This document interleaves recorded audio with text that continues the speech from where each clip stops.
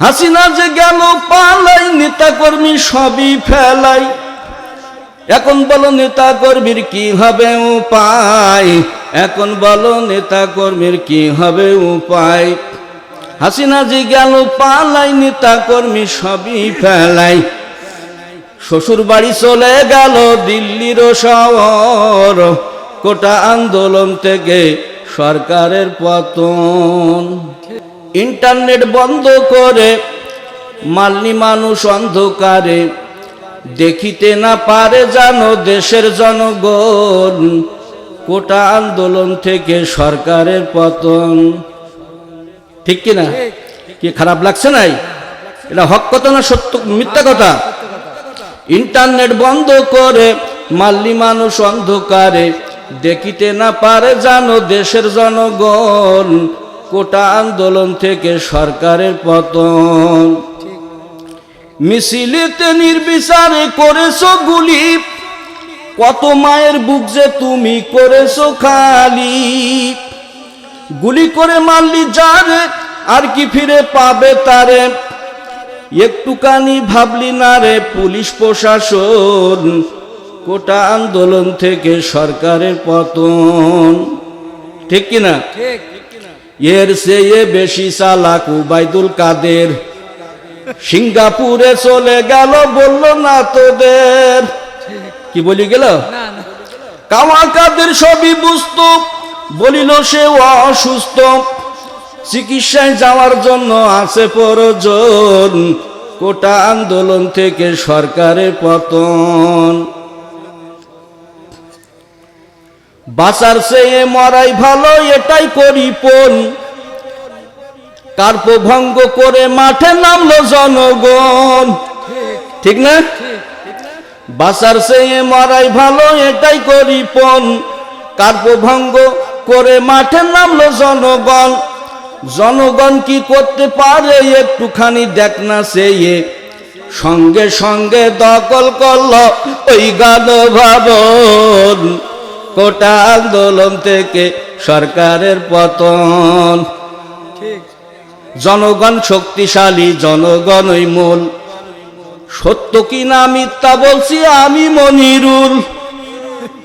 বান্দা যখন গুটি গুটি পায়ে, গুটি গুটি পায়ে হেঁটে হেঁটে কোরআনের মহব্বতে এসে বসে যায়, আল্লাহ পাক আল্লাহ তাআলার মালায়েকা ফেরেশতারা বলতে থাকেন, আল্লাহ পাক আল্লাহ তাআলা আপনার প্রেমিক বান্দারা কোরআনের মহব্বতে এসে জান্নাতের বাগানে বসে গিয়েছে, এইবার আমরা সব লেখা বন্ধ করে দেব নাকি? আল্লাহ পাক ডাক দিয়ে বলতে থাকেন, ও আমার মালায়েকা ফেরেশতারা, না না না, তোমরা সব লেখা বন্ধ করতে পারবে না। আমার পাগলেরা যতক্ষণ কোরআনের মহব্বতে বসে থাকবে, তার প্রতিটা শ্বাস নিঃশ্বাসে হাজার হাজার নেকি তাদের আমল নামায় লিখতে থাকো।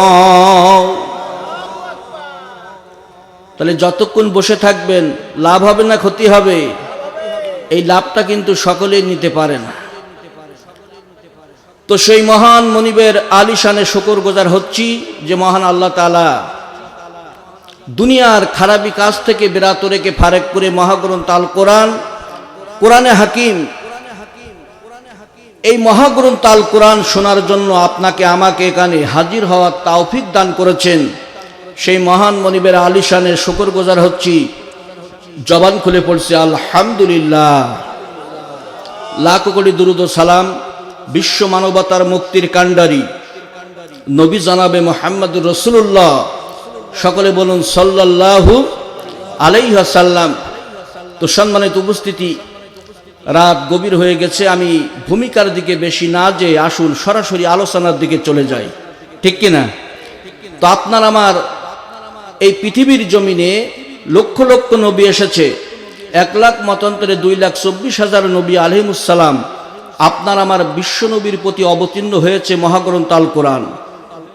ঠিক না বে ঠিক?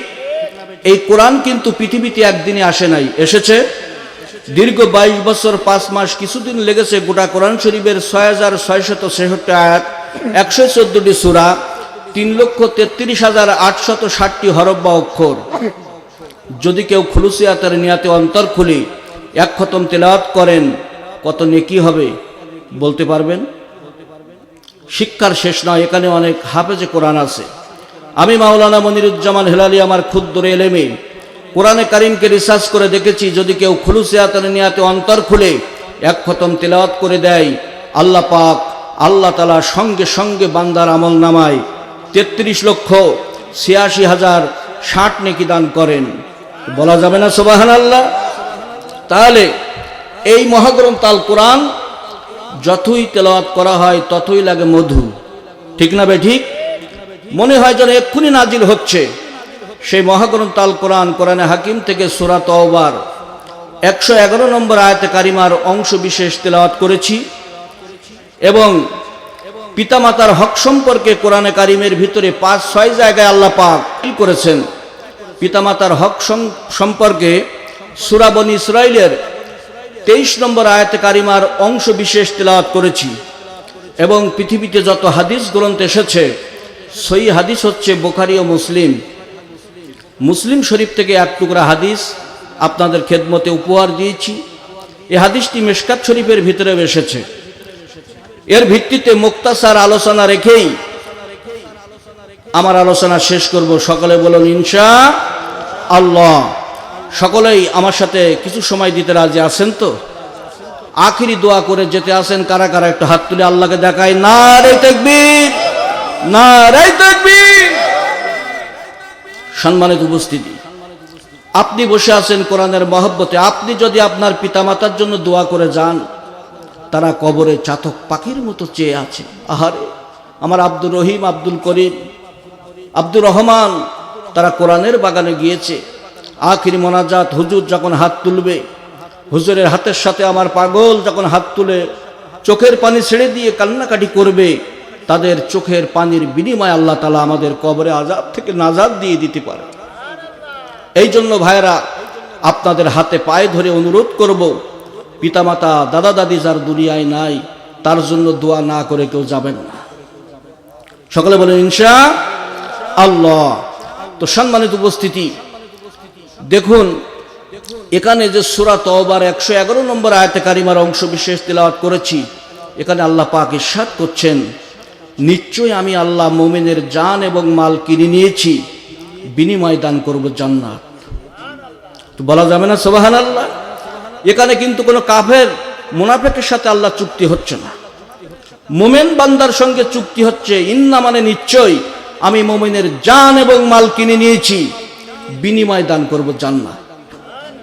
ডাইরেক্ট মুমিন বান্দার সঙ্গে আল্লাহর সঙ্গে চুক্তি হচ্ছে, কন্ট্রাক্ট। তো ভাইরা, যে নবীর প্রতি অবতীর্ণ হলো আল কোরআন, এই নবীকে অনেকে গালি দেয়, নবীকে নিয়ে কটূক্তি করে এই সোনার বাংলাদেশে, ঠিক না বে ঠিক? কয়েক বছর আগে ভোলার ময়দানে দেখছিলেন না, একজন হিন্দু ধর্ম অবলম্বনকারী তিনি বিশ্ব নবীকে নিয়ে কটূক্তি করেছিল। যে দেশে 92% মুসলমান বাস করে সেই দেশে সাহস হয় কিভাবে? রসুলকে নিয়ে কটূক্তি করল। আমার বাপদাদার আদি বাড়ি জন্মভিটা ভারতবর্ষে, বসিরহাট সাব ডিভিশনে। আমরা আদি ইন্ডিয়ান লোক। তারপরে বাপদাদারা এখানে এসেছে সাতক্ষীরা সদর কাছারিপাড়া। আমি লেখাপড়া করেছি ভারতে, বসিরহাট আল্লামা রুহুল আমিন রহমাতুল্লাহ আলাইহ, নাম শুনেছেন আপনারা? ওখান থেকে ফুরপুরা শরীফ, ফুরপুরার একজন আমি প্রতিনিধি। 18টি বছর আমি ওখানে কাটিয়েছি। তো ভাইরা, এই নবীর বিরুদ্ধে অ্যাকশন যারা করেছে, নবীর বিরোধিতা যারা করেছে, তারা দুনিয়ায় অপদস্থ হয়েছে, ঠিক না বে ঠিক? 1500 বছর আগে বিশ্ব নবীকে সবচেয়ে বেশি কষ্ট দিয়েছিল তারা আপন চাচা আবু জেহেল, ঠিক না? আবু জেহেলের মতো এত কষ্ট পৃথিবীতে বিশ্ব নবীকে আর কেউ দেয় না। কাফেরের অস্ত্র যত বড়, কামেলে মোমেন ইমানদারের অস্ত্র তত ছোট, ঠিক না বে ঠিক? বদরের ময়দানে বিশ্ব নবী 313 জন সাহাবী নিয়ে যুদ্ধে রওনা দিলেন। কাফেরের সংখ্যা অনেক, হাজার হাজার। মাজ আর মুয়াজ 12 আর 13 বছরের যুবক, ইমানদারের অস্ত্র ছোট। মাজ আর মুয়াজ 2 ভাই, ছোট অস্ত্র। আবু জেহেলকে বদরের ময়দানে পৃথিবীর জমিন থেকে বিদায় করে দিলেন। এই জন্য ক্ষমতা পেয়ে ক্ষমতার অপব্যবহার করা যাবে না। যাবে? ক্ষমতার অপব্যবহার যারা করেছে তারা বাঁচতে পারে নাই, পেরেছে? কত কিছু আইন এই বাংলার জমিনে জারি হলো, কি হয় নাই? নিজের মন গড়া নিয়ম নীতিতে অনেক কিছু করে সাবেক প্রধানমন্ত্রী বাঁচতে পারে নাই, পেরেছে? এই ভারতের জমিনে পালিয়েছে, ঠিক না? তাই কবি সম্রাট কি সুন্দর করে তিনি স্মরণ করিয়ে দিচ্ছেন, আল্লাহর বিরুদ্ধে আইন করে যদিও চাও বাঁচতে, হঠাৎ একদিন মরণ এসে বলবে সাহেব আসতে। বলবে কিনা? তাড়াতাড়ি যেতে হবে, চলো আমার সাথে, যতই থাকো মহাব্যস্ত দুপুর কিংবা রাতে। এক ধমকে পাল্টে দেবে চোখের করুণ দৃষ্টি, আত্মীয় স্বজনের ঝরবে চোখে শ্রাবণ মাসের বৃষ্টি। থাকুক তোমার হাজার রক্ষী রাষ্ট্রনীতি চাঙ্গা, এত কাহুর বুকের সাহস করুক না সে দাঙ্গা। রাজা বাদশাহ আমির ফকির তার কাছে সব বন্দী, তুমি যত বড় নেতা হও ওই কবরে যেতে হবে, তুমি যতই চালাও ফন্দি। ঠিক কিনা? ও তুই এই দুনিয়ার মায়ায় পড়ি করছো কত বাহানা, এ যে নয় তোর আসল বাড়ি, কবর যে তোর আসল ঠিকানা। ঠিক কিনা বলুন? এই জন্য ভাইয়েরা আমার, কোরআন বুঝতে হবে, বোঝার চেষ্টা করতে হবে। সন্তানের সিনায় আল্লাহর কোরআন দেওয়ার চেষ্টা আমরা অনেকে রাখি না, ঠিক কিনা বলুন? ভাই, কোরআন থেকে দূরে সরে গেলে, কোরআন না বুঝলে, সন্তানের সিনায় আল্লাহর কোরআন না দিলে আপনার আমার অধঃপতন চলে আসবে, ঠিক না বেটি? তাই কবি সম্রাট কি সুন্দর করে তিনি বলতেছেন, কোরআন মানো, কোরআন বোঝো, কোরআন ধারণ করো, কোরআন বোঝো, কোরআন খোঁজো, কোরআন নিয়ে মরো। কোরআন সাথী, কোরআন বাতি, কবর হাসর মাঠে, কোরআন হবে শাফাতকারী জান্নাতে যেতে। রেখো না কোরআন আলমারিতে, দেখো না কোরআন খুলে, নিজেকে মাপো বাটকারাতে কোরআনের পাল্লায় তুলে। তাবিজ লেখার জন্য কোরআন ভেবো না শুধু তাই, গায়ে ফু দেওয়ার জন্য কোরআন ভেবো না শুধু তাই। কোরআন দেবে তোমার শ্রেষ্ঠ জীবন, যদি কোরআনের আইনগুলা জীবনে মেনে নেওয়া হয়। তো বলেন না সুবহানাল্লাহ? তাহলে এই কোরআন আমরা মানতে রাজি আছি কিনা? ভাইয়ের আমার, আলোচনার আগেই সংক্ষেপে একটি ওয়াকিয়া আপনাদের খেদমতে পেশ করতে চাই, যে ওয়াকিয়াটা শুনলে আপনার আমার সকলের ঈমান মজবুত হবে। আমাদের ঈমান মজবুত করার দরকার আছে না নাই? বলুন, আছে না নাই? এই বাংলার জমিনে যে বাংলাদেশে 92% মুসলমান বাস করে, সেই বিশ্ব নবীকে নিয়ে কটূক্তি করা হলো ভোলার ময়দানে, ঢাকার শাহবাগের ময়দানে আলেমদের গালি দেওয়া হয়েছিল, নবীকে নিয়ে কটূক্তি করা হয়েছিল, কি হয় নাই?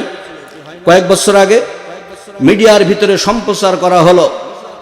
ভাইয়েরা আমার, ভারতবর্ষের জমিনে 1962 সালে 17 মে একজন বেঈমান নবীর বিরুদ্ধে একটি বই লিখেছিল, রঙ্গিলা রাসূল।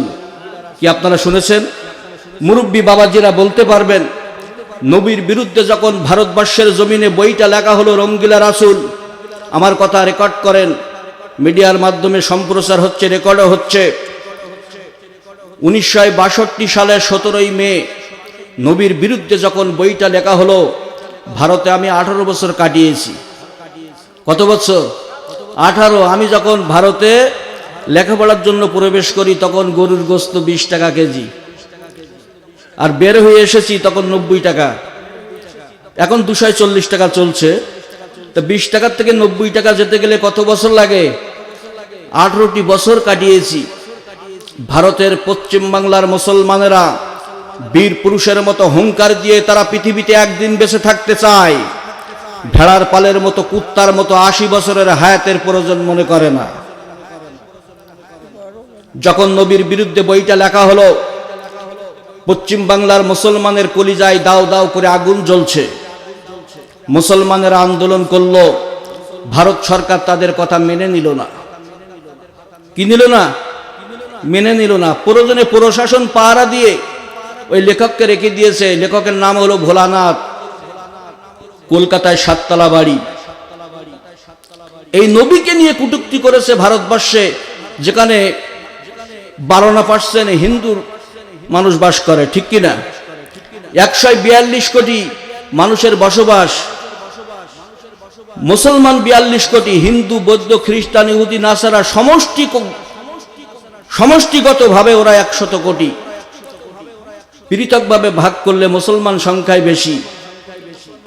ভারতের মুসলমানেরা বাঘের বাচ্চা হয়ে বাঁচতে চায়, তারা ভেড়ার পালের মতো বাঁচতে চায় না। কয়েক বছর আগে এই বাংলার মাটিতে মুসলমান হক কথা বলতে পারে নাই, মুখ খুলতে পারে নাই, ঠিক না বেঠিক? ক্ষমতার অপব্যবহার করার কারণে। এখন কোথায়?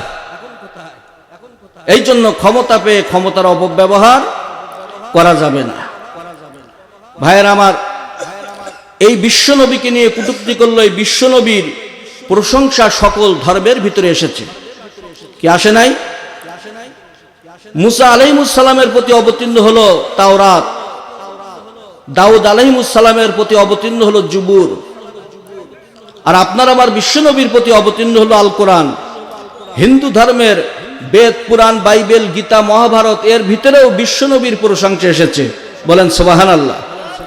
সকল ধর্মের ভিতরে আপনার আমার বিশ্বনবী জগৎগুরু রাসূলুল্লাহর প্রশংসা দিয়ে তাদের সেই ধর্মের আপনার পূজা পার্বণ সবকিছু ফাইনাল দেওয়া হয়। আমাদের ভিতরে যেমন অনেকে আছি নামধারী মুসলমান, কোরআন বুঝি না, বোঝার চেষ্টাও করি না, ও ধারে বাড়াও যেতে চাই না। হিন্দু ধর্মের ভিতরে এক শ্রেণীর হিন্দু আছে, নামে হিন্দু, বেদ, পুরাণ, বাইবেল, গীতা, মহাভারত এটা বোঝে না। আছে না? বহু আছে। অনেকে নামে হিন্দু, যেমন আপনি আমি, অনেকে নামে মুসলমান। দেখবেন হিন্দু দাদা বাবুদের দুর্গা পূজা হয়, কালী পূজা হয়, হয় না? দেখবেন প্রতিমার সম্মুখে ওই ব্রাহ্মণ বাবাজি খাঞ্চার ভিতরে শসা, ডালিম, তরমুজ, বেদানা, বিভিন্ন ফলমূল খাঞ্চার ভিতরে ঢেলে দিয়ে পিতলের একটি ঘন্টি হাতে নিয়ে টুনু টুনু নাড়া দেয়, দিয়ে একটি সংস্কৃতির শ্লোক পাঠ করে। এই সাংস্কৃতিক ভাষায় এই শ্লোকটি আল্লাহ বড়, আল্লাহ মহান, আল্লাহর সমকক্ষ আর কেহই নাই, বিশ্বনবী মুহাম্মদ সাল্লাল্লাহু আলাইহি ওয়াসাল্লাম তিনি মদিনার রওজায় শায়িত, এই প্রশংসা দিয়ে পূজা ফাইনাল দেওয়া হয়। তবে সাংস্কৃতিক ভাষা এটা তেলাওয়াত করে। এই জন্য অনেক হিন্দুরাও এর ব্যাখ্যা বিশ্লেষণ জানে না। ওই ব্রাহ্মণের একটি চালাকি আছে, দেখবেন। আমি তো 18 বছর ছিলাম, এগুলো রিসার্চ করেছি। ওই পিতলের ঘন্টি হাতে নিয়ে টুনু টুনু নাড়া দেয়, যেখানে আল্লাহর প্রশংসা, বিশ্বনবীর নাম বারবার আসে, ওইখানে একটু জোরে জোরে বাড়ি লাগায়। কি শুনবেন আপনারা? বলবো। ওই ব্রাহ্মণ বাবাজি পিতলের একটি ঘন্টি হাতে নিয়ে টুনু টুনু নাড়া দেয় আর বলতে থাকে, যা দেবী সর্বভূতে শান্তিরূপে, ওং নমস্তু সাই নমো নমো, অল্লং জ্যেষ্ঠং শ্রেষ্ঠং পরমং পুণ্যং ব্রাহ্মণ, অল্লং আল্লাহ রসুল মুহাম্মদ কারং পরস্য আল্লাহ দাল্লা বুকানিকাতুং, আল্লাহ বুকানিকাতুং এতস্মিন্নিন তরে বেদ সামান্বিত, মুহাম্মদ ইতি খ্যাত শীর্ষ শাখা খ্যাত সামান্বিত, আসুর সংহারিণী হোরং, অল্লং ইল্লাল্লাহ ইল্লাল্লাহ ইল্লাল্লাহ। এখানে বলছে আল্লাহ বড়, আল্লাহ মহান, আল্লাহর সমকক্ষ আর কেহই নাই। বলেন সুবহানাল্লাহ।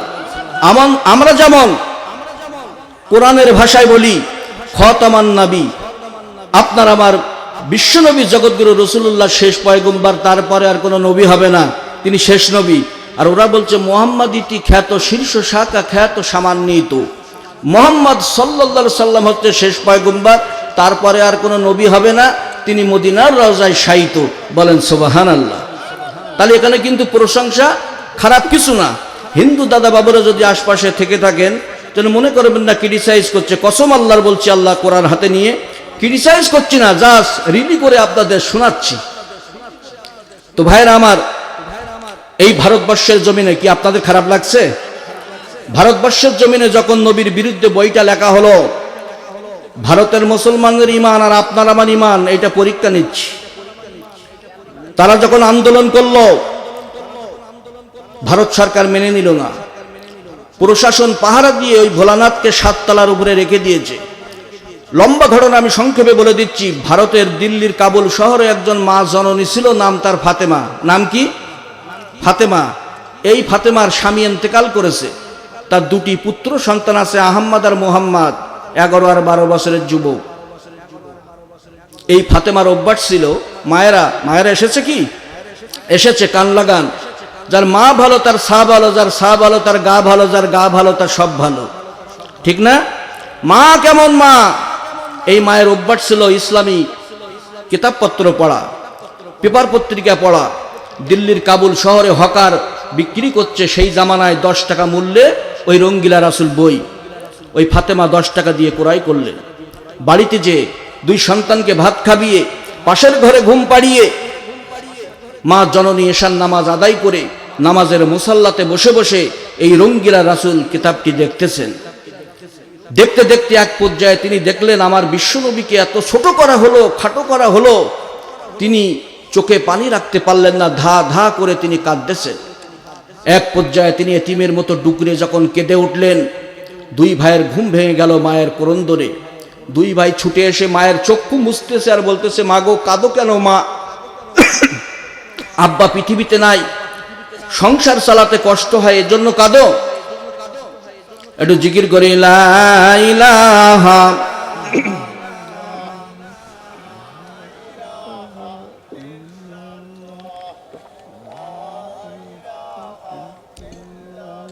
মাইকালা ভাই, সাউন্ডটা এখন আর চেপে রাখবেন না, আমি তো শেষ বক্তা। ও, আর রিভাবটা একটু ভাষায় দেবেন। রিভাব ও মাইকালা নেই না? আচ্ছা, মাইকালা ভাই একটু দ্রুত আসবেন, রিভাবটা ভাসিয়ে দেবেন, গলা শুকায় যাচ্ছে তো।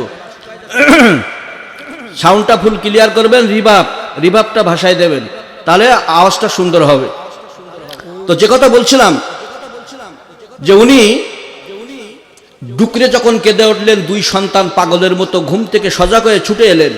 ছুটে এসে মায়ের চক্ষু মুছতেছে আর মনে মনে ভাবছে, আব্বা পৃথিবীতে নাই, সংসার চালাতে আমার মায়ের কষ্ট হয়, আমরা ছোট মানুষ, তাই মা মনে হয় কাঁদতেছে। মা ডাক দিয়ে বলছে, বাবা, সংসার চালাতে কষ্ট হয় এজন্য কাঁদি না। আমার বিশ্বনবী জগৎগুরু রাসূলুল্লাহর বিরুদ্ধে এই বইটা লেখা হয়েছে, এই দুঃখ রাখার জায়গা আমার নাই, তাই আমি কাঁদতেছি। 2 ভাই ডাক দিয়ে বলছে, মাগো, এই বইটা লিখেছে কে? বলছে, কলকাতায় 7 তলা বাড়ি ভোলানাথ নামে একজন বেদুইন। 2 ভাই আহম্মদ আর মোহাম্মদ, 11 আর 12 বছরের যুবক, ডাক দিয়ে বলছে, মাগো, আমরা 2 ভাই ভোলানাথের বিচার করতে চাই। তো বলা যাবে না সুবহানাল্লাহ? মা বলছে, তোরা ছোট মানুষ, কিভাবে বিচার করবি? তখন 2 ভাই ডাক দিয়ে বলছে, মাগো, তোমার মুখে শুনেছি বিশ্বনবীকে সবচেয়ে বেশি কষ্ট দিয়েছিল তার আপন চাচা আবু জেহেল। আবু জেহেলকে 12 আর 13 বছরের যুবক মাজ আর মোয়াজ পৃথিবী থেকে বিদায় করে দিল। ওইটা যদি সম্ভব হয়, আজ আমিও ঘোষণা দিতে চাই, আমরা 11 আর 12 বছরের বালক আহম্মদ আর মোহাম্মদ ভোলানাথের বিচার অবশ্যই করতে চাই। মায়ের পায়ে সালাম করে 2 ভাই মায়ের কাছ থেকে ঠিকানা নিয়ে চললেন কলকাতা শহরে। 2 ভাই ডাক দিয়ে বলছে, মাগো, তোমার পায়ে সালাম করে চললাম ভোলানাথের বিচার করার জন্য। হয়তোবা তোমার সঙ্গে এই পৃথিবীতে আমাদের আর দেখা হবে না, তোমার সঙ্গে দেখা হবে জান্নাতের সিঁড়িতে। বলা যাবে না সুবহানাল্লাহ? মায়ের পায়ে সালাম করে 2 ভাই পাগলের মতো কলকাতায় এসে গেলেন। অনেক লম্বা ঘটনা, আমি সংক্ষেপে বলছি মূল পয়েন্টটা। কলকাতায় এসে একজন মুরব্বীর কাছে জিজ্ঞাসা করতেছে, বাবাজি, ভোলানাথ বাবুর বাড়ি কোনটি? বলছে, ওই দেখা যায় 7 তলা বাড়ি, ওইটা ভোলানাথের বাড়ি। গেটে চলে এলেন, পুলিশ প্রশাসন পাহারা দিচ্ছে। ডাক দিয়ে বলছে, বাবু আদাব। ভারতবর্ষে পুলিশদের দেয় আদাব, আমরা যেরকম সালাম দেই, বাংলাদেশে ওরা দেয় আদাব। আমরা যেন সাতসার করি, ওরা বলে বাবু। বলছে বাবু আদাব। প্রশাসন বলছে আদাব। বলছে বাবু, দিল্লির কাবুল শহর থেকে এসেছি আমরা, দুই ভাই এতিম মানুষ, আব্বা পৃথিবীতে নাই, ভোলানাথের সঙ্গে একটু দেখা করতে চাই। এখন প্রশাসনের দয়া হলো, মনে মনে ভাবছে এতিম মানুষ, মনে হয় কিছু সাহায্য চাইবে, উনি কোটিপতি মানুষ, কি এমনটি মনে হওয়া উচিত না? এখন কামেলে ইমানদার যারা হয়ে যায়, আল্লাহর পক্ষ থেকে গায়বী সাহায্য ইমানদারের প্রতি আসতে থাকে, ঠিক না বেঠিক? তাদের দয়া হলো, দ্বিতীয় গেটে চলে গেলেন। প্রশাসনের বললেন, প্রশাসনের দয়া হলো, এই দুই ভাইয়ের প্রতি গায়বী মদদ আল্লাহর পক্ষ থেকে আসতেছে, ঠিক না বেঠিক? আল্লাহ তাআলা বলেন,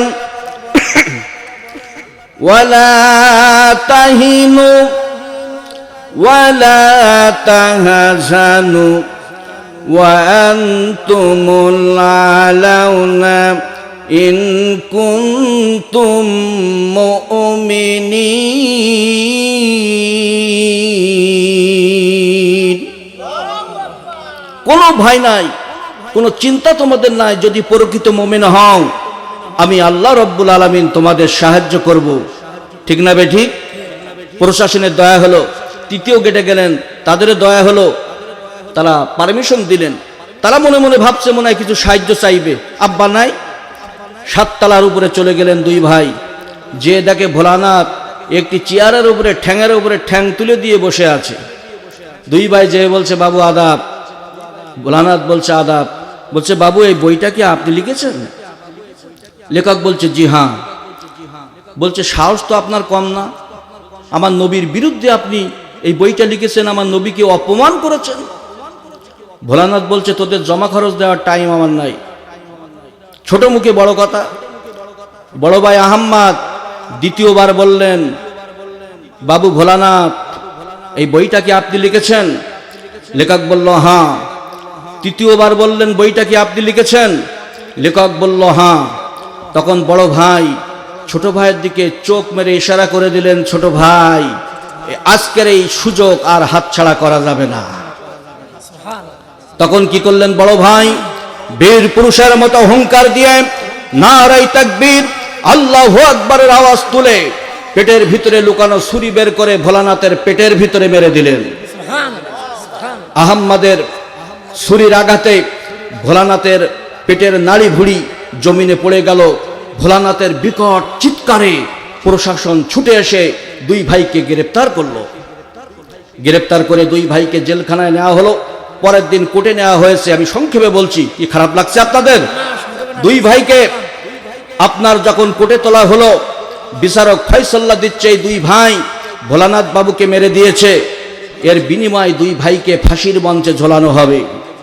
কিসের মঞ্চে? ফাঁসির মঞ্চে। এখন ফাঁসির আসামিদের শোনা হয়, তোমার জীবনের কোনো শখ থাকলে বলো, আশা বাসনা থাকলে বলো, কি শোনা হয় না? কি পিছনের ভাইরা আপনাদের ভয় লাগছে? ফাঁসি তো অবরহ বাংলাদেশে হয়ে গেল কয়েক বছর আগে। আলেম ওলামাদেরকে কিভাবে নির্যাতন করা হলো, ফাঁসির মঞ্চে ঝুলিয়ে। বিশ্ববরণ্য মুফাসসিরে কোরআন আল্লামা সাইদিকে ফাঁসি দিতে না পেরে ডাক্তারের সাথে গোপন চুক্তিতে ইনজেকশন বিষ মিশিয়ে ইনজেকশন দিয়ে তাকে দুনিয়া থেকে শাহাদাতের নজরানা পেশ করালেন। এমন সোনার মানুষ আর হবে না, ঠিক কিনা বলুন ভাইরা আমার? এখন দুই ভাইকে শোনা হচ্ছে, তোমাদের জীবনের আশা বাসনা বলো। দুই ভাই ডাক দিয়ে বলছে, বাবু এই পৃথিবীতে আমরা কিছু খাবো না, কিছু লোবো না, কোনো আশা বাসনা আমাদের নাই। তবে একটা আশা আছে, যে গর্ভধারিণী মা, জনম দুঃখিনী মা 10 মাস 10 দিন পেটে করে গর্ভধারণ করেছিল, এই জনম দুঃখিনী মায়ের সঙ্গে জীবনের শেষ সাক্ষাৎ আমরা একটু করতে চাই। মায়ের কাছে খবর পৌঁছে দেওয়া হলো। দুই ভাইকে জেলখানায় রাখা হলো। মা আসতেছে, খবর পেয়ে ভারতবর্ষে কলকাতায় একজন সিনিয়র অ্যাডভোকেট ছিলেন, শেরে বাংলা AKM ফজলুল হক। কি মুরব্বী, ইনি বাংলাদেশের বরিশাল ডিস্ট্রিক্টের মানুষ, বরিশাল জেলার মানুষ। ইনি কলকাতায় যে লেখাপড়া করে সিনিয়র অ্যাডভোকেট হয়েছিলেন, তার নামের আগে একটা লকআপ ছিল শেরে বাংলা AKM ফজলুল হক। তিনি মনে মনে ভাবছে, আমি একজন মুসলমানের সন্তান, সিনিয়র অ্যাডভোকেট থাকতে আমার দুইজন কালেমার ভাই মারা যাবে না, তা হতে পারে না। তিনি প্রশাসনের পারমিশন নিয়ে জেলখানায় প্রবেশ করলেন। দুই ভাইকে লক্ষ্য করে বললেন, বাবারা তোমরা দুই ভাই কি ভোলানাথ বাবুকে মেরেছ? বলছে জি হ্যাঁ। বলছে আমি হলাম শেরে বাংলা AKM ফজলুল হক, সিনিয়র অ্যাডভোকেট। তোমরা শুধু বলবে আমরা মারি নাই, আমার আব্বা পৃথিবীতে নাই, সাহায্য নিতে এসেছিলাম, যে কোনো কায়দায় তোমাদের বাঁচিয়ে দেব। যার মা ভালো তার সা ভালো, বলছিলাম না একটু আগে? মা কেমন জিনিস আর সন্তান কেমন। দুই ভাই বীর পুরুষের মতো হুঙ্কার দিয়ে বলছে, শেরে বাংলা AKM ফজলুল হক, প্রয়োজনে বিশ্বনবীর মহব্বতে ফাঁসির মঞ্চে দুই ভাই গলা বাড়িয়ে দেব, তথাপি মিথ্যা বলতে পারবো না। কি বললেন? মিথ্যা বল, রসুলের মহব্বতে ফাঁসির মঞ্চে গলা বাড়িয়ে দেব, মিথ্যা বলতে পারবো না। ভাইরা আমার, কিছুক্ষণ পরে মা চলে এলো। মাকে জেলখানায় ঢুকিয়ে দেওয়া হলো। সন্তানের পাশে মা যে ডাক দিয়ে বলছে, আহম্মদ আর মোহাম্মদ, আমি খবর পেয়েছি আগামীকাল বেলা 10টার সময় তোমাদের দুই ভাইকে ফাঁসির মঞ্চে ঝোলানো হবে। আমি মা দোয়া করছি, হাসতে হাসতে রসুলের মহব্বতে ফাঁসির মঞ্চে গলা বাড়িয়ে দেবে, তথাপি মিথ্যা বলবে না। আগামীকাল যার ফাঁসি দেওয়া হবে, কিছুক্ষণ পরে আহম্মদ বড় ছেলে ডাক দিয়ে বলছে, মা গো আমার চোখে ঘুম লাগছে। মা বলছে শুয়ে পড়ো। আপনার আমার মতো মানুষ হলে অবস্থা কি হতো? খানা পিনা পেশাব পায়খানা বন্ধ হয়ে যেত না? মা বলছে শুয়ে পড়ো। দুই ভাই ঘুমিয়ে পড়লেন। কিছুক্ষণ পরে মায়ের চোখে ঘুম এলো।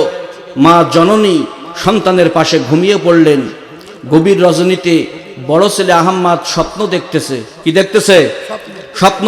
আমার কথা বোঝার চেষ্টা করবেন, কারণ রাত বেশি হলে অনেকের চোখে লাগে ঘুম ঘুম ভাব। যতই মধু দেওয়া হয় অনেকের কাছে লাগে আকিমের মতো তিতা, ঠিক না?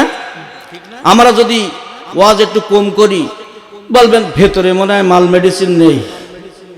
ওয়াজ যদি একটু বেশি করি, বলবেন হুজুরিরা মাইক পালিয়া ছাড়ে না। যদি দুটো বেশি খাই, বলবেন লোকের বাড়ি খেয়ে কি পেট টোলা হয়ে গেছে। যদি দুটো কম খাই, বলবেন মাদ্রাসা ছাত্র ছিল না কি নারী নিষ্ঠি হয়ে গেছে। আমরা কোথায় যাব ভাই? হ্যাঁ, তা কিছু সময় আমাকে দিবেন তো? সকলে বলেন ইনশাআল্লাহ। সম্মানিত উপস্থিতি, এখন ওই বড় ছেলে স্বপ্ন দেখতেছে। কি দেখতেছে? স্বপ্ন। বড় ছেলে আহম্মদ স্বপ্ন দেখতেছেন, জেলখানার দরওয়াজায় কে যেন এসে টোকা দেয়। তিনি ঘুম থেকে সজাগ হয়ে দরওয়াজা খুললেন। লক্ষ্য করে দেখলেন তার দরওয়াজায় এমন একজন ব্যক্তি দাঁড়ানো আছে, যার মাথায় টুপি, মাথায় পাগড়ি, নুরানি চেহারা, মুখে দাড়ি, সাদা পোশাক পরিহিত, নুরানি চেহারার একজন সোনার মানুষ দাঁড়িয়ে আছে। ওই ব্যক্তিকে দেখা মাত্র আহম্মদের কলিজায় যেন একটু ভয় ভয় লাগলো। ওই ব্যক্তি ডাক দিয়ে বলতেছেন, ও বাবা আহম্মদ, আমাকে দেখে ভয় পেও না, ভয় পেও না, কেঁদো না বাবা, কেঁদো না। আমি আর অন্য কেহ নই, আমি রাহাবার কামলেওয়ালা বিশ্ব নবী জগৎগুরু রাসূলুল্লাহ সাল্লাল্লাহু আলাইহি ওয়াসাল্লাম। আমি রুহানি হালাতে তোমার সঙ্গে একটু দেখা করতে এলাম। বড় ভাই আহম্মদ স্বপ্ন দেখতেছে, নবীজি তাকে ডাক দিয়ে বলতেছেন, তোমরা দুই ভাই যে রসুলের মহব্বতে ফাঁসির মঞ্চে গলা দিতে যাচ্ছ, তোমাদের ফাঁসির খবরটা আমার মদিনার রওজায় পৌঁছে দেওয়া হয়েছে। আমি হলাম রাহবার কামলেওয়ালা, রহমতের নবী।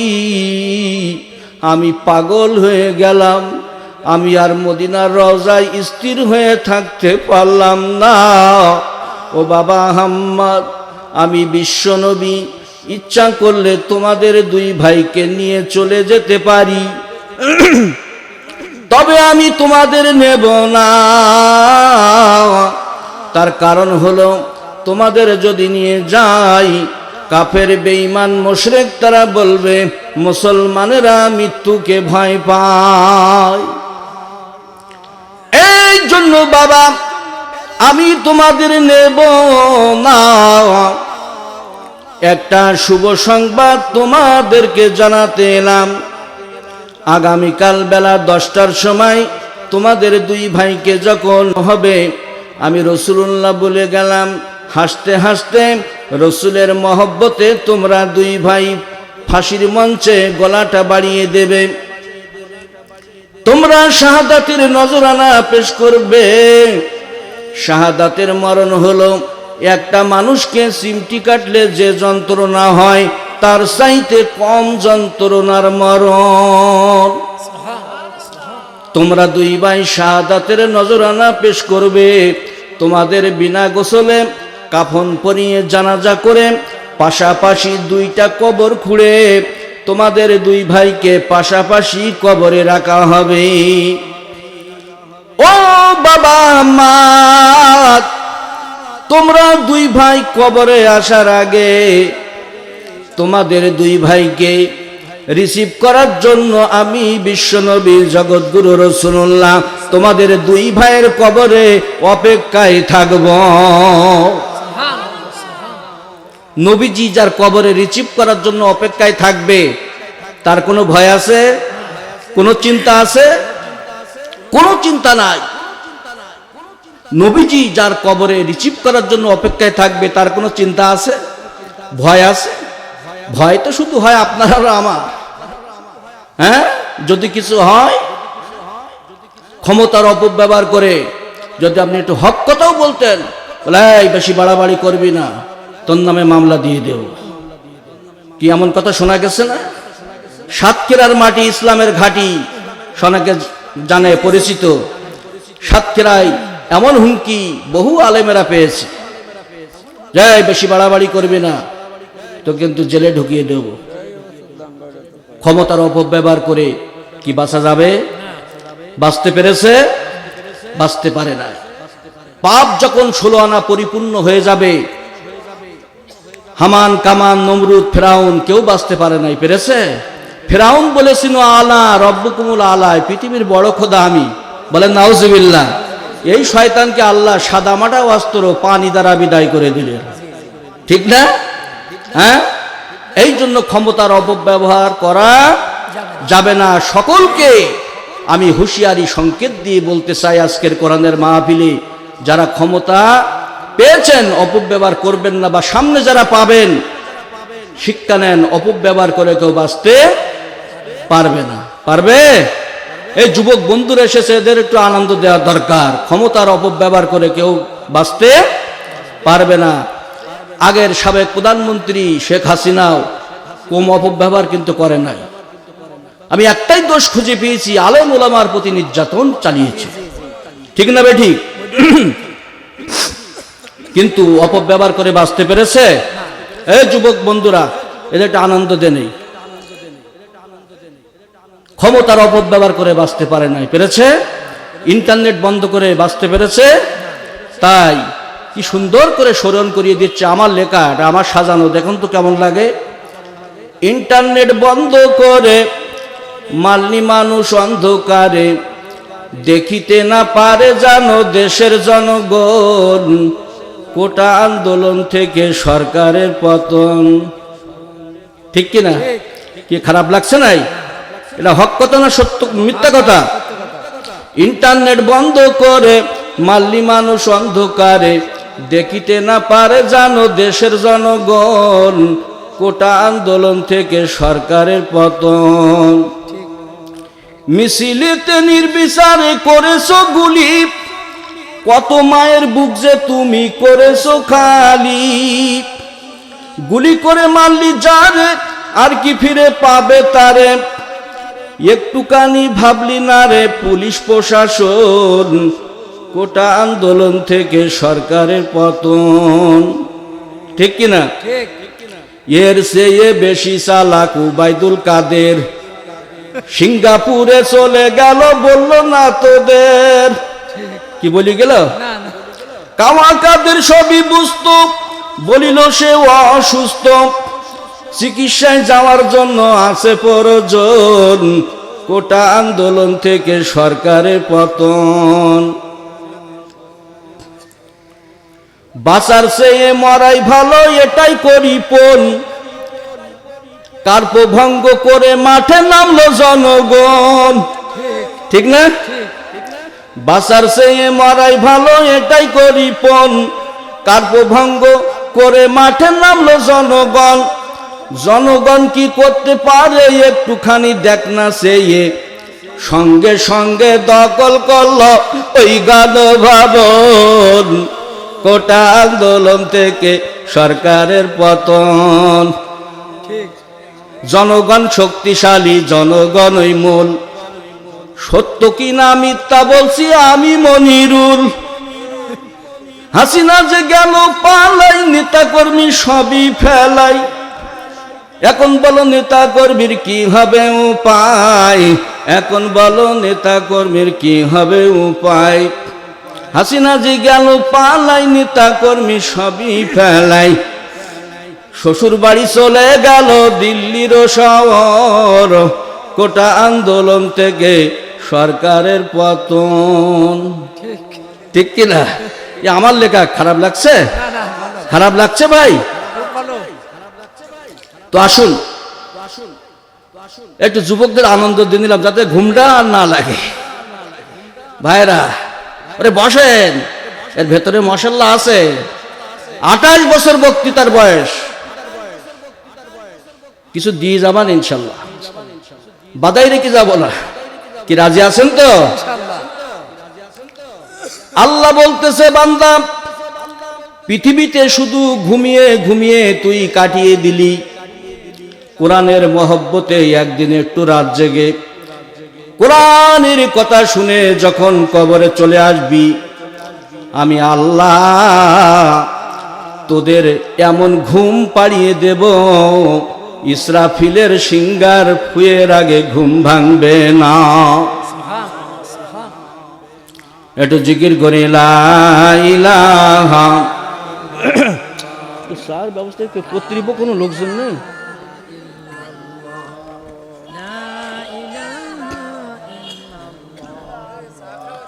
লা ইলাহা ইল্লাল্লাহ। আসুন ভাইরা, যে কথা বলতেছিলাম, আল্লাহ তাআলা কোরআন শরীফের সূরা তওবায় 111 নম্বর আয়াতে কারিমার যে অংশ বিশেষ তেলাওয়াত করেছে, আল্লাহ পাক বলতেছেন, নিশ্চয় আমি আল্লাহ মুমিনের জান এবং মাল কিনে নিয়েছি, বিনিময়ে দান করব জান্নাত। কি দান করবে? জান্নাত। ইউকাতিলুনা ফি সাবিলিল্লাহ, তারা আল্লাহর রাস্তায় মরে এবং মারে, মারবে এবং মারবে, এটার বিনিময় এবং তার জানমালের বিনিময়ে আমি আল্লাহ জান্নাত দান করব। বলুন সুবহানাল্লাহ। আল্লাহ তাআলা আপনার আমার জন্য 8টি জান্নাত তৈরি করেছেন। কয়টি? 8টি। 8টি জান্নাতের ভিতরে সবচাইতে ছোট জান্নাত হচ্ছে জান্নাতুন নাঈম। এর দৈর্ঘ্য আর প্রস্থ হলো, লম্বা আর আড় হলো, আপনারা প্যান্ডেল বানিয়েছেন না, লম্বা আর আড় হলো পৃথিবীটা 10টার সমান। বলা যাবে না জোরে সুবহানাল্লাহ? তাহলে ফার্স্ট ক্লাস জান্নাত, জান্নাতুল ফেরদাউস, তার কন্ডিশন কেমন হবে? আজকে যারা এই কোরআনের মাহফিলে, আমার হাতে আল্লাহর কোরআন, ঠিক না বে ঠিক? এই কোরআনের মহব্বতে বসে আছেন, আমি মুসাফির হালাতে দোয়া করে গেলাম, আল্লাহ পাক সকলকে যেন ফার্স্ট ক্লাস জান্নাত, জান্নাতুল ফেরদাউসের মেহমান হিসাবে কবুল করে নেয়, আমরা বলি আমিন। তো ভাইরা, এই জান্নাতে আপনারা আমরা সকলেই যেতে চাই কিনা? জান্নাতে যেতে গেলে সর্বপ্রথমে যে হিসাবটি নেওয়া হবে সেটা হলো নামাজের। কিসের হিসাব? নামাজ। যারা এশার নামাজ না পড়ে মাহফিলে এসেছেন তারা ভুল করেছেন। নামাজ ছিল আল্লাহর হুকুম, ফরজ আইন, আর ওয়াজ নসিহাত এটা নফল ইবাদত, ঠিক না বেঠি? তবে হ্যাঁ, নফল ইবাদতের মর্যাদা আছে। এই কোরআনের 1 ঘন্টা যদি আলোচনায় আপনি শোনেন, 80 বছর নফল ইবাদতের সওয়াব আল্লাহ তাআলা আমলনামায় লিখে দেবে। তবে আল্লাহর ফরজ হুকুম পালন করার পরে। তাহলে এই নামাজ ছাড়া আমরা জান্নাতে যেতে পারবো না, নামাজ ছাড়া জান্নাতের ফয়সালা হবে না, নামাজ ছাড়া আল্লাহর নবী হাসরের ময়দানে আপনাকে আমাকে চিনতে পারবেন না। আচ্ছা বলুন তো বাবাজি, আল্লাহর নবী যদি চিনতে না পারেন, ওই দিন কিন্তু বিপদের সীমা, দুঃখের সীমা থাকবে না, থাকবে? তাহলে নামাজ পড়া লাগবে কিনা? কারা কারা আমরা রাজি আছি যতদিন পৃথিবীতে বেঁচে থাকবো ফরজ নামাজ, ফরজ রোজা আর ছেড়ে দেব না? নারে তাকবীর, নারে তাকবীর। আল কোরআনের আলো, আল হাদিসের আলো, তোমার নেতা আমার নেতা, নারে তাকবীর। হাত নামাজ। আল্লাহ সাক্ষী হয়ে গেল। দুনিয়ার নিয়ম হলো রাত যত গভীর হয় পৃথিবীর দোকানপাট বন্ধ হয়ে যায়, ঠিক না বে ঠিক? আর আখিরাতের নিয়ম হলো রাত যত গভীর হয় আল্লাহর রহমতের দরজা খুলে দেওয়া হয়। এখন আপনার আমার প্রতি আল্লাহর রহমত অজস্র ধারায় বর্ষণ হতে আছে, বলেন সুবহানাল্লাহ। আসুন একটু আগে বাড়ি, কি খারাপ লাগছে আপনাদের? হাদিস শরীফে এসেছে আল্লাহর নবীর 11 জনা স্ত্রী ছিল। কয় জনা? 11 জন। আল্লাহর নবী হঠাৎ করে, মায়েরা কান লাগান, একদিন মা আয়েশা সিদ্দিকা রাদিয়াল্লাহু তাআলা আনহার হুজরার ভিতরে তাশরিফ এনেছেন। কার ঘরে? মা আয়েশার ঘরে। কারণ পরিবেশটা এলোমেলো, লোক সংখ্যা খুবই কম, তবে এখানে চতুর্দিকে রহমতের মালায়েকা ফেরেশতা বেষ্টন করে দাঁড়িয়ে আছে, ঠিক না বে ঠিক? আমরা যদিও দেখতে না পাই, তারা আমাদেরকে দেখছেন, ঠিক কি না? এর জন্য মন খারাপ করার কোনো কারণ নাই। দেখবেন যারা দুনিয়াদার মহিলা, মায়েরা কান লাগান,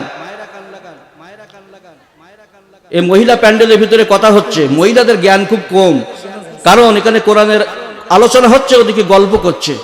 কারণ পুরুষের জ্ঞানকে আল্লাহ পাক 2টি ভাগে ভাগ করেছে। কয় ভাগে? কোরআনের তাফসীর শোনাচ্ছি। পুরুষের জ্ঞানকে 2টি ভাগে ভাগ করে অর্ধেক জ্ঞান দিয়ে একটি মহিলা সৃষ্টি করা হয়েছে। আল্লাহ বলছে পরিপূর্ণ জ্ঞানটি যদি, পুরুষের পরিপূর্ণ জ্ঞানটি যদি মহিলার ভিতরে ঢুকিয়ে দেই, ওরা স্বামীর ঘর করবে না। এই জন্য দেখছেন এখানে কোরআনের আলোচনা চলছে, ওদিকে গল্পও চলছে। হ্যাঁ, তাই দেখছেন ওদের বাড়ানি।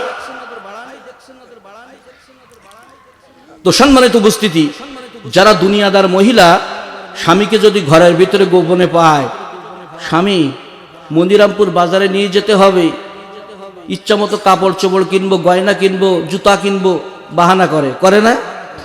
আর যারা আখিরাতমুখী মহিলা, দিন শরিয়াতের কথা জিজ্ঞাসা করে কিনা? আল্লাহর নবী যখন মা আয়েশার ঘরে প্রবেশ করলেন, আয়েশা সিদ্দিকা রাদিয়াল্লাহু তাআলা আনহা হালকা পাতলা দুগলা মানুষ ছিল, ব্রেনটা ছিল প্রখর। 6.5 থেকে 7 বছর বয়সে নবীজির সঙ্গে বিবাহ হয়েছিল। 9 বছর বয়স যখন শুরু হলো, নবীজির সঙ্গে সংসার যাত্রা শুরু হলো। আপনার আমার বিশ্ব নবী 63 বছর বয়সে যখন আমাদের থেকে ওফাত গ্রহণ করলেন, তখন মা আয়েশার বয়স মাত্র 18 বছর। কয় বছর? 18 বছর না হলে এখন বিয়ে দেওয়া যায় না।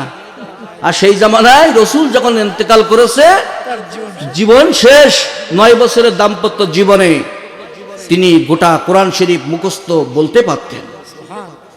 বলা যাবে না সুবহানাল্লাহ? তিনি অগণিত হাদিস বর্ণনা করেছেন,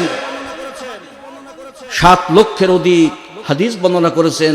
এত হাদিস কোন পুরুষ সাহাবা বর্ণনা করতে পারেন না।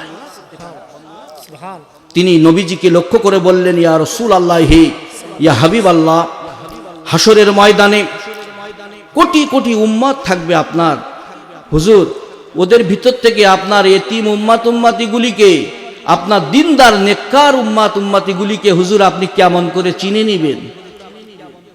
কি দামি প্রশ্ন না? দামি প্রশ্ন কিনা?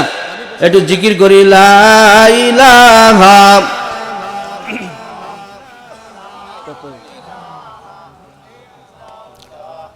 লা ইলাহা।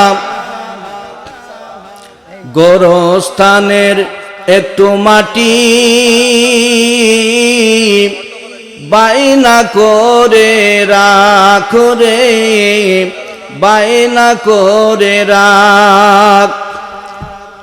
কখন জানি তোর চলে যাওয়ার, কখন জানি তোর চলে যাওয়ার ডাক এসে যাই রে। গোরস্থানের একটু মাটি বাইনা করে রাখ, লা ইলাহা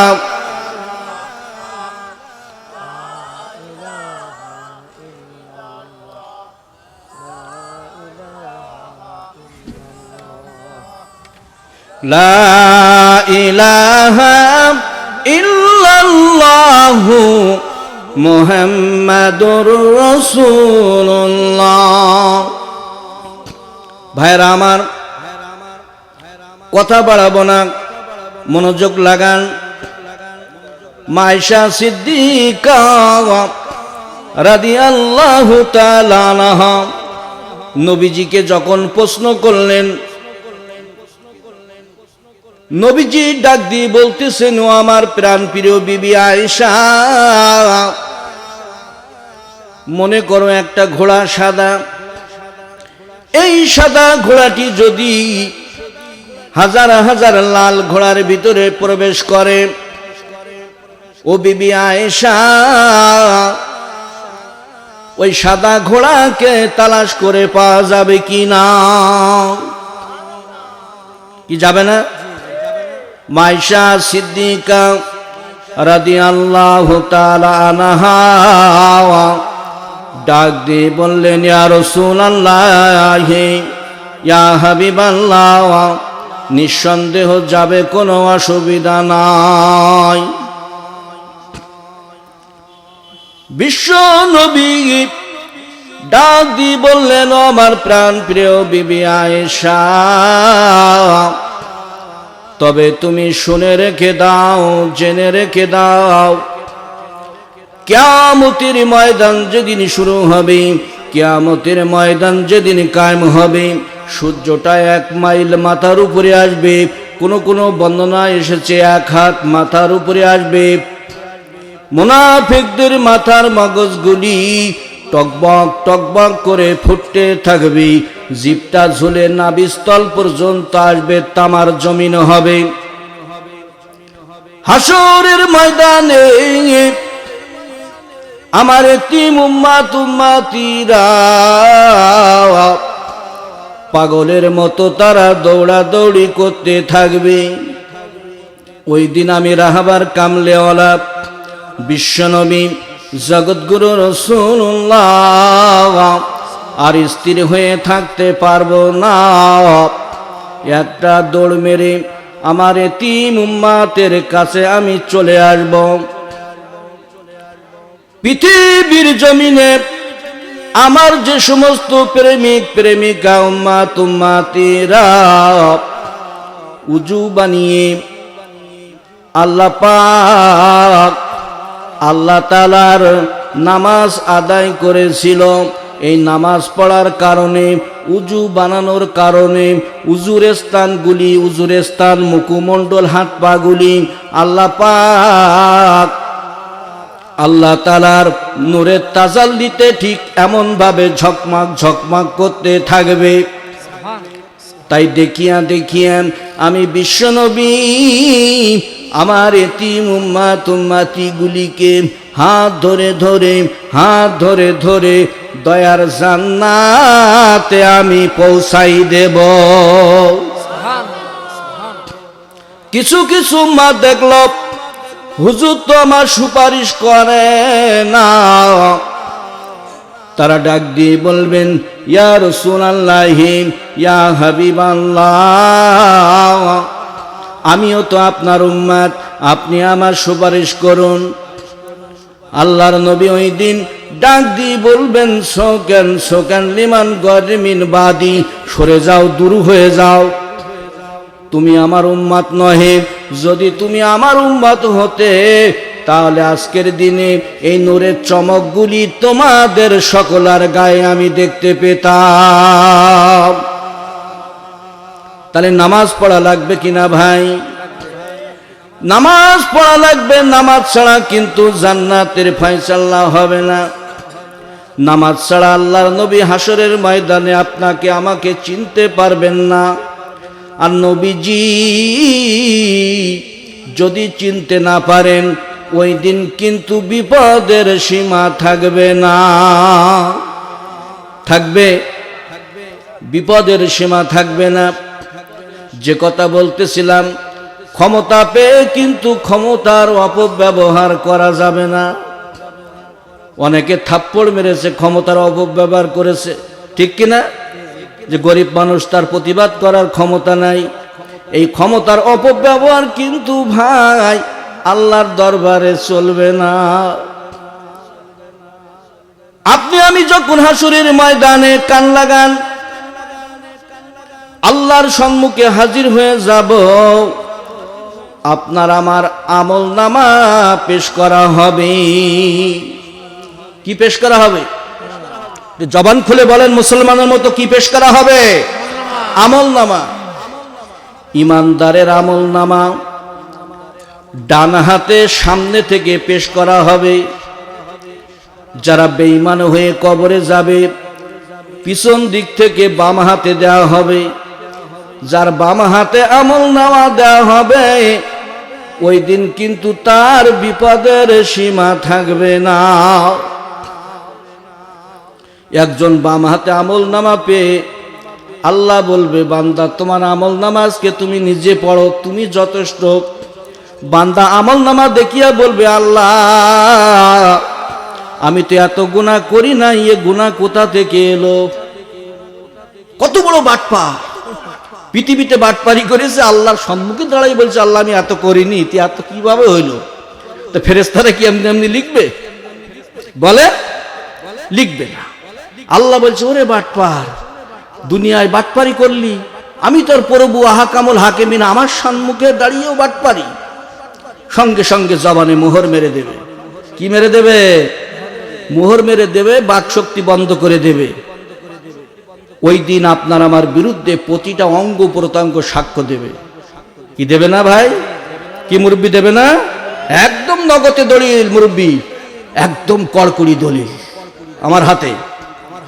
কোরআন শরীফের 22-23 পারা জড়িত সূরা ইয়াসিনের 65 নম্বর আয়াতে কারিমা আল্লাহ পাক নাজিল করে বান্দাকে হুঁশিয়ারি সংকেত দিয়ে বলতেছেন, আল ইয়াউমা নাখতিমু আলা আফওয়াহিহিম ওয়া তুকাল্লিমুনা আইদিহিম ওয়া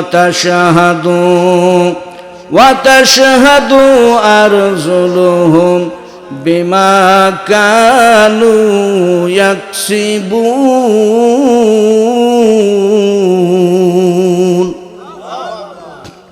আল ইয়াউমা নাখতিমু আলা আফওয়াহিহিম ওয়া তুকাল্লিমুনা আইদিহিম। আইদিহিম মানে তার হাত সাক্ষ্য প্রদান করবে। এই হাত দিয়ে অন্যায়ভাবে একজনকে থাপ্পড় মেরেছিলে, এই হাত দিয়ে সুদের টাকা ঘুষের টাকাগুলো গ্রহণ করেছিলে। ভালো কাজ করি আর মন্দ কাজ করি, হাত আর পা কিন্তু আগে ব্যবহার করা হয়, ঠিক না বে ঠিক? আপনি সিনেমা হলে যাবেন মন্দিরামপুর, তো পা আগে যাবে না? হ্যাঁ, মনোয়ারপুর মসজিদে যাবেন, তো পা আগে যাবে না?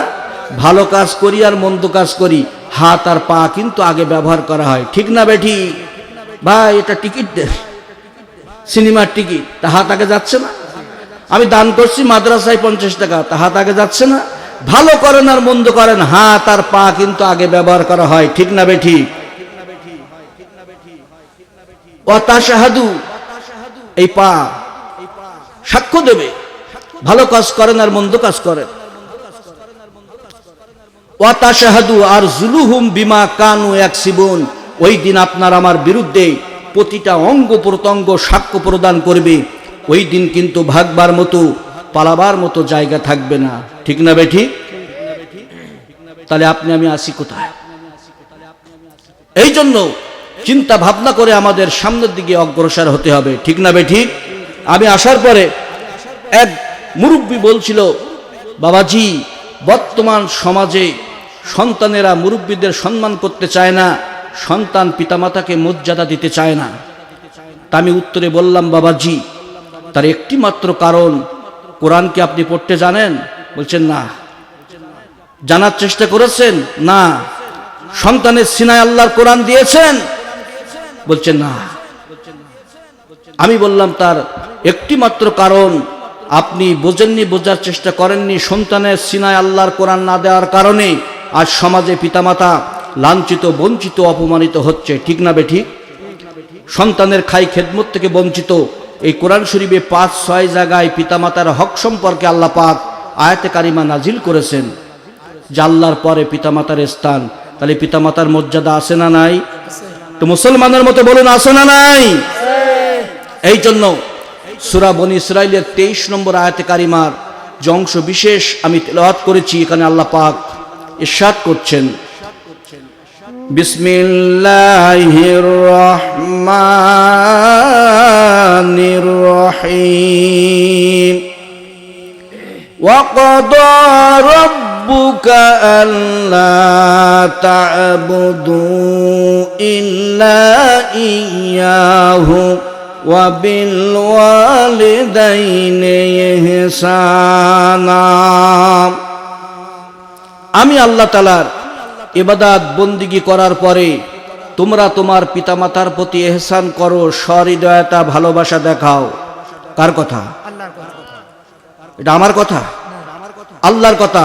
এই কোরআনে কারিমে সূরা বনী ইসরাইলের 23 নম্বর আয়াতের তাফসীর দেখবেন। আমি তো অংশ বিশেষ তেলাওয়াত করেছি। সেই পিতামাতা সমাজে সন্তানের খাই খেদমত থেকে লাঞ্ছিত, বঞ্চিত, অপমানিত হচ্ছে, তার একটি মাত্র কারণ সন্তানের সিনায় আল্লাহর কোরআন না দেওয়ার কারণে, ঠিক না বেঠিক? বলুন ঠিক কিনা?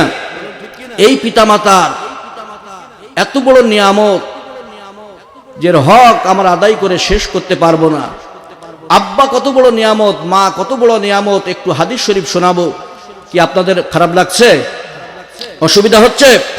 আল্লাহর নবী তখন জীবিত আছেন মদিনা মনোয়ারায়। হাদিস শরীফ শোনাচ্ছি, খেয়াল করুন। আমি কিন্তু ঠাকুরদাদার কিচ্ছা কাহিনী বলছি না। বলা হয়েছে, কোরআনের বাগানে বসে যদি কোনো আলেম জাররা পরিমাণ কথা বানিয়ে বলে, হাসরের ময়দানে আগুনের কাশি দ্বারা তার জিভটাকে নিয়ে নেওয়া হবে। আল্লাহ পাক ডাক দিয়ে বলবে, বক্তারে এদিকে আয়, আজকে তোরে বানাবো শিরিষ কাঠের তক্তা। বোঝা গেছে আমার কথা? এজন্য একটি হাদিস শরীফ শোনাবো, যে পিতামাতা কত বড় নিয়ামত। ভাইয়েরা, যারা পিতামাতাকে হারিয়েছেন, একটু আমার কথাগুলো বোঝার চেষ্টা করুন। আল্লাহর নবী তখন জীবিত আছেন মদিনা মনোয়ারায়, বেঁচে আছেন। ইয়ামিন শরীফে আল্লাহর নবীর একজন বিশিষ্ট সাহাবী, মাকে দেখার মতো কেউ নাই। দেখুন, এই হাদিসটা শুনে কারোর চোখের গোটায় যদি এক ফোঁটা পানি আনতে পারেন, আমি গুনাহগার বলে গেলাম, আপনার আমার জন্য জাহান্নামের আগুন হারাম। নবীজি জীবিত আছেন ইয়ামিন শরীফে, রসুলের একজন বিশিষ্ট সাহাবী, মাকে দেখার মতো কেউ নাই, তিনি মায়ের সেবায় নিয়োজিত। মা পেশাব পায়খানা করে দেয়, বিছানায় পেশাব পায়খানা পরিষ্কার করে, গোসল করিয়ে দেয়, কাপড় পরিয়ে দেয়, গালে তুলে খানা খাইয়ে মায়ের সেবা যত্ন তিনি করতেছেন। তার মন মানছে না কাবা শরীফ তওয়াফ করবে, কিন্তু মাকে রেখে আসতে পাচ্ছেন না।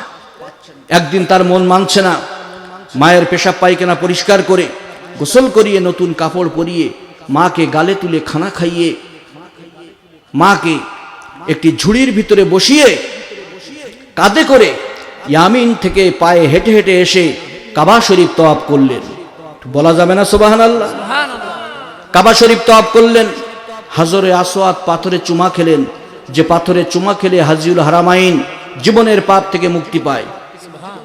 সাফা মারওয়া সাইল করলেন, এক কথায় A to Z হজের কাজগুলো সমাপ্ত করে নবীজির পবিত্র দরবারে এসে ডাক দিয়ে বলছেন, ইয়া রাসূলুল্লাহ, হে ইয়া হাবিব আল্লাহ, আমার মা বৃদ্ধা বুড়া মানুষ, দেখার মতো কোনো মানুষ নাই। আমি আমার মায়ের সেবায় নিয়োজিত ছিলাম, আমার মন মানছে না কাবা শরীফ তওয়াফ করব। তাই হুজুর, আমার মায়ের পেশাব পায়খানা পরিষ্কার করে গোসল করিয়ে কাপড় পরিয়ে গালে তুলে খানা খাইয়ে ইয়ামিন থেকে ঝুড়িতে করে কাঁধে করে এনে আমি হজ করিয়েছি। আমি নিজেও হজ করেছি হুজুর, আমি কি আমার মায়ের হক আদায় করতে পেরেছি? ভাইরা আমার, নবীজি একটু মুচকে হাসি দিলেন, দিয়ে বললেন, না বাবা, তুমি পারোনি। কি বললেন? পারোনি। নবীজি বলতেছেন, ও আমার সাহাবা, শুনে রেখে দাও, জেনে রেখে দাও, যে গর্ভধারিণী মাকে তুমি ঝুড়ির ভিতরে করে এনে হজ করে আমার এই যন্ত্রণা সহ্য করে তোমার মা দুঃখিনী তোমাকে ডেলিভারি করলো, রক্তাক্ত অবস্থায় জিহাদের ময়দানের মতো পড়া রইল। 4 থেকে 5 বছর তোমার মা দুঃখিনী তোমাকে মেতরের কাজ করেছে কিনা? যাদের 3-4 বছরের বাচ্চা আছে লক্ষ্য করবেন, এখনো বলে আম্মু সুসু বানিয়ে দাও, বলে কিনা? নবীজি বলতেছেন, তোমার মা দুঃখিনী তোমাকে 5টি বছর মেতরের কাজ করলো, বুকের স্তনের দুধ তোমাকে পান করে তিলে তিলে বড় করেছে। তুমি পৃথিবীতে আসার আগে আমার মহান আল্লাহ তোমার মায়ের 2টা বুকের স্থানে অটোমেটিক দুধ ফিট করে রেখেছে। ওই দুধ চিনচিন করে বেরিয়ে আসবে, তুমি পান করবে। আমার আল্লাহ যদি মায়ের স্থানে 2 স্থানে 2টা ছিদ্র দান করত, তুমি দুধ পান করতে যে বিষম লেগে মারা যাবে। এই জন্য আমার আল্লাহ কত বড় রহমান, তোমার মায়ের বুকের ভিতরে 2 স্থানে সুসের মতো ছিদ্র 16-32টা ছিদ্র দান করেছে। চিনচিন করে বেরিয়ে এসেছে, তুমি খেয়ে খেয়ে তিলে তিলে বড় হয়েছো। ওই মা জননী 2-2.5 বছরের ভিতরে একটা সন্তানকে 27 মণ দুধ পান করায়। কয় মণ? 27 মণ। নবীজি বলতেছেন, ও সাহাবী, শুনে রেখে দাও, জেনে রেখে দাও, তুমি যদি তোমার বুকের চামড়া খুলিয়া খুলিয়া ওই মা দুঃখিনী পায়ের জুতা বানিয়ে দাও, একটা ফোঁটা দুধের ঋণ তুমি শোধ করতে পারবে না। ভাইরা আমার, মা কত বড় নিয়ামত, আপনাদের আর কিভাবে বোঝাবো? ভাইরা আমার, আমারও মা নাই, আমারও আব্বা নাই। 6টি বছর হলো আমি আমার মাকে হারিয়েছি। কঠিন রোগে আক্রান্ত হয়ে আমার মা আল্লাহ পাকের ডাকে পাড়ি দিয়েছে, ক্যান্সারে মারা গিয়েছে। আব্বার হাড়ের সমস্যা হয়েছিল। 3.5 বছর অসুস্থ থাকার পরে 2 বছর হলো আব্বাকে আমি হারিয়েছি। ভাইয়েরা আমার, মা কত বড় নিয়ামত, নিজের কথা বলা ঠিক নয়। 1 মিনিটে আমার নিজের জীবনের একটি কথা বলছি। ভাইয়েরা, কেউ যাবেন না, অল্প সময়ের ভিতরে আপনাদের নিয়ে আমি আল্লাহর কাছে হাত তুলে দোয়া করব। যার শেষ ভালো তার সব ভালো, ঠিক কিনা? খাটার তলে খাটার মজা কোথায়? তলায় না? তাকরির দোয়া যদি করে যান, আপনার আজকের মাহফিল সাকসেসফুল, আপনি অবশ্যই আল্লাহর জান্নাতের মেহমান হয়ে যাবেন। আমরা বলি সুবহানাল্লাহ। ভাইরা আমার, আমরা 4 ভাই, আমি আমার মায়ের বড় বেটা। ছোটবেলায় আমি যখন মাদ্রাসায় লেখাপড়া করতাম, প্রত্যেক শুক্রবারে একদিন বাড়ি আসতাম। মা কত বড় নিয়ামত, আমারও মা নাই তাই বলছি। প্রতি শুক্রবারে একদিন বাড়ি আসতাম। এক শুক্রবারে আমি বাড়ি আসতে পারিনি। পরের সপ্তাহে আমি যখন বাড়ি এসেছি, মা আমার পেয়ালায় ভাত দিয়েছে। আমি ভাতগুলো খাই, গোশগুলো কালো কালো শক্ত। আমি বললাম, মা গো, গোশগুলো এত কালো কালো শক্ত কেন? মা আমার বলেছিল, বাবা তুই আমার বড় বেটা, আমার 4টি বেটা ছেলে, তুই আমার বড় বেটা, তোকে সর্বপ্রথমে আমি গর্ভধারণ করেছি। তুই বাইরে থাকিস, কি খাস না খাস, আমি তোর মা লাগি আমার মন মানে না। বাবারে, তুই বাড়ি আসবি বলে একটা মুরগি জবাই করেছিলাম, তুই আসিসনি বলে গোশগুলো জাল দিয়ে কালো কালো হয়ে গেছে। ভাইরা আমার, পৃথিবীর জমিনে মায়ের মতো আপন আর কেউ হবে না। পৃথিবীর জমিনে আব্বার মতো আপন বন্ধু আর কেউ হবে না। যে আব্বা মাথার ঘাম জমিনে ফেলে দিয়ে কত কষ্ট করে আমাদেরকে মানুষের মতো মানুষ বানিয়েছে, ঠিক কিনা? খেয়ে না খেয়ে কত কষ্ট করে আমাদের মানুষ করেছে। ভাইরা আমার, আব্বা 2 বছর ইন্তেকাল করেছে। আমার এই জীবন জিন্দিগিতে আমরা 4 ভাই, জীবনে কোনোদিন আমার আব্বা আমাকে কোনো কাজের কথা বলে নাই। জীবনে কোনোদিন একটা কুটো কেটে 2খানা করতে বলে নাই। জীবনে কোনোদিন আমার কাছে টাকা চাই নাই। আমি যদি উপজে উপজে জোর করে দিতাম, টাকা কি হবে, আমার টাকা আছে, টাকা লাগবে না। আমি জোর করে বলতাম, আব্বা পকেট খরচা করবেন, মিষ্টি খাবেন, ফল খাবেন। আমি যখন দূরে মাহফিলে যেতাম, বিকাশে আব্বার নাম্বারে টাকা দিয়ে দিতাম। বলতাম, কাউকে বলার দরকার নেই, সবাই তো দেয়, আমি দিচ্ছি, জানলে অনেকে দেয়া বন্ধ করে দেবে। আমার আব্বা পাগলের মতো যে আমার ভাই বোনদের সাথে বলছো, তোমার মেয়া ভাই আমার টাকা দিস। আর কোনোদিন আব্বা জান আর চাইতে আসবে না, ওই মা দুঃখিনী আর হাসবে না। যারা পিতামাতাকে হারিয়েছি, যাদের বেঁচে আছে যুবক ভাইরা, জীবনে কোনোদিন পিতামাতাকে কষ্ট দিও না। এই পিতামাতা হলো তোমার জান্নাত, পিতামাতা হলো তোমার জাহান্নাম। দুনিয়াতে পিতামাতা পেয়ে যারা খেদমত করে পৃথিবী থেকে জান্নাত কুরাই করতে পারল না, তার মতো কপাল পোড়ার কেউ পৃথিবীতে হতে পারে না। ভাইরা আমার, একটি হাদিস শরীফ তেলাওয়াত করেছি। এই হাদিসটি আল্লাহর নবীর জলিলুল কদর সাহাবী আবু হুরায়রা থেকে বর্ণিত। আবু হুরায়রা বলতেছেন, আল্লাহর নবীকে বলতে শুনেছি, মানুষ যখন মারা যায়, মানুষের ইন্তেকালের পরে সমস্ত নেক আমলগুলি বন্ধ হয়ে যাবে, মাত্র 3টা আমল জারি থাকবে। কয়টা আমল? 3টা।